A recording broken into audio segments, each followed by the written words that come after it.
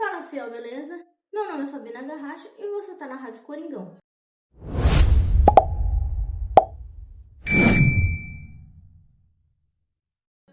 Bora falar do último jogo que tivemos, o jogo das Bravas aí, pela penúltima rodada da fase classificatória do Campeonato Brasileiro Feminino.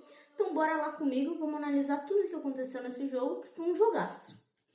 Bom, primeiramente, vamos falar do resultado, né? 5-0 para a equipe do Corinthians em cima do Internacional, lá em Paço da Areia, lá. Então o Corinthians foi lá jogar contra o Internacional fora de seus domínios e a gente achou que ia ser muito uma vitória, realmente. Mas a gente não achou que ia ser essa vitória dessa magnitude. 5-0, uma goleada assim, expressiva realmente, um jogo com um desempenho muito bom do time do Corinthians, e eu até arrisco dizer que foi o melhor jogo da temporada do Corinthians até o momento, né? Porque o Corinthians realmente desempenhou um futebol que a gente ainda não tinha visto, principalmente aí nesse Campeonato Brasileiro. E até, né, se a gente for pegar a Supercopa, o Corinthians vem fazendo jogos assim, ganhando resultados, mas a gente sempre vinha batendo na tecla do desempenho. E realmente no jogo contra o Internacional, o desempenho foi muito bom. Tanto que foram, assim, resultado expressivo, mas um resultado que remete ao que foi o jogo, né?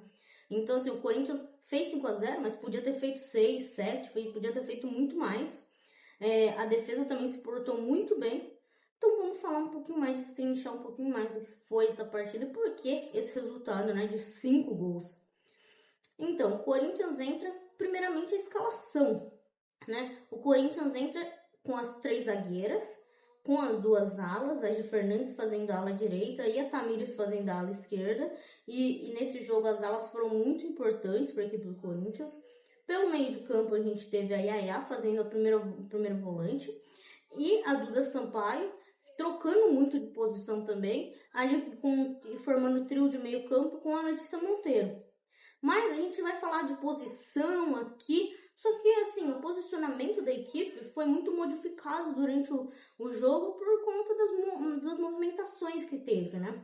Então o Corinthians se movimentou muito bem nessa partida e bastante, o que confundiu muito a marcação do Internacional, fazendo com que as linhas de passe ficassem mais claras para a equipe do Corinthians. Então lá na frente a gente teve, como na última linha, a gente tinha Jaqueline e Vicky Albuquerque.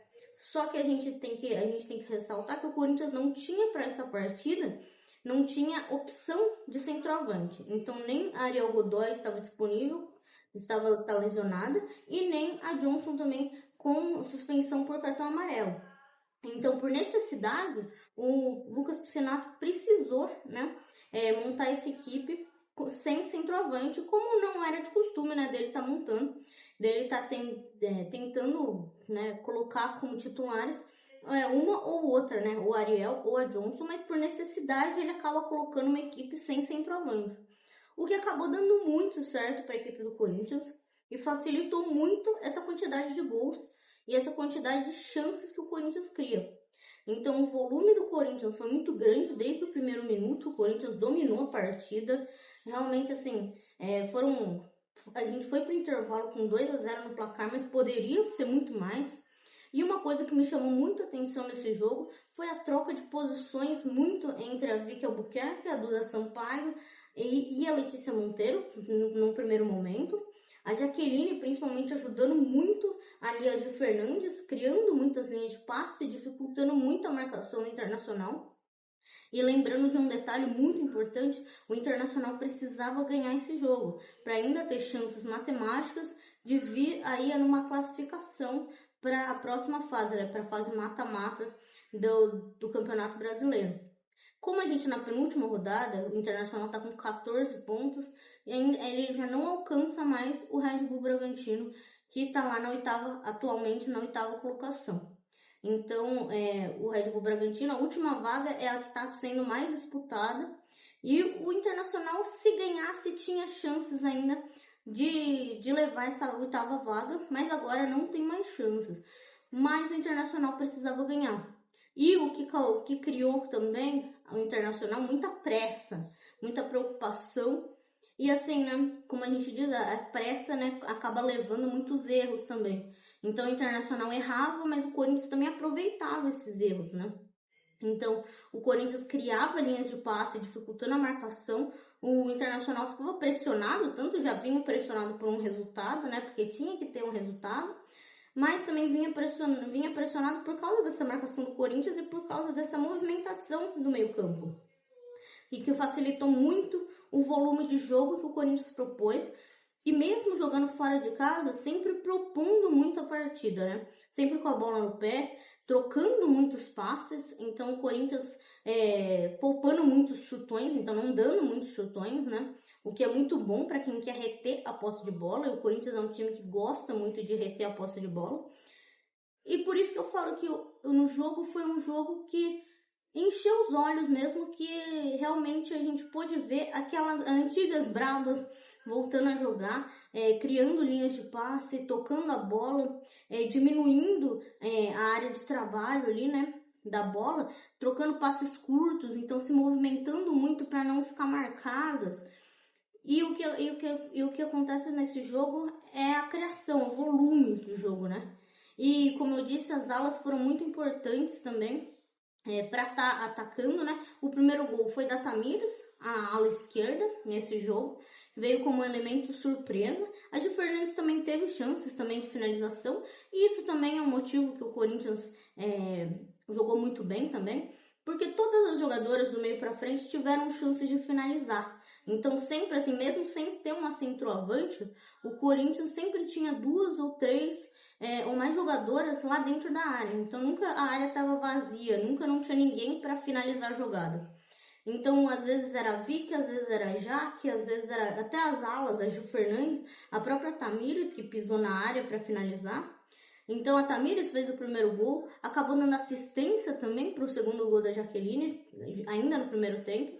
Já no segundo tempo, o Internacional vem ainda mais pressionado por causa do resultado, acaba tendo mais pressa e acaba cometendo mais erros, gerando ao Corinthians muito mais contra-ataques. Então o Corinthians tinha o Internacional ainda muito desorganizado também para ir para o ataque, acaba gerando muito espaço às costas das volantes e o Corinthians acaba aproveitando isso, né, gerando isso a seu favor, com movimentações que já vinham ocorrendo. E no começo do segundo tempo já a gente consegue um escanteio, e não foi aquele escanteio achado, foi um escanteio onde o Corinthians aproveita essa marcação frouxa do Internacional, consegue aproveitar o espaço às costas das volantes e consegue achar uma bola ali. Acaba que a Capelinha, a defensora do Internacional, acaba tirando e aí gerando um escanteio. Nesse escanteio acaba causando o gol da Vicky Albuquerque, o terceiro gol, né? Então a gente, e logo depois, aliás, logo depois mesmo, a Letícia Monteiro arrisca um chute ali, acaba também a Maiara, goleira do Internacional, acaba não conseguindo pegar e acaba causando o quarto gol do Corinthians.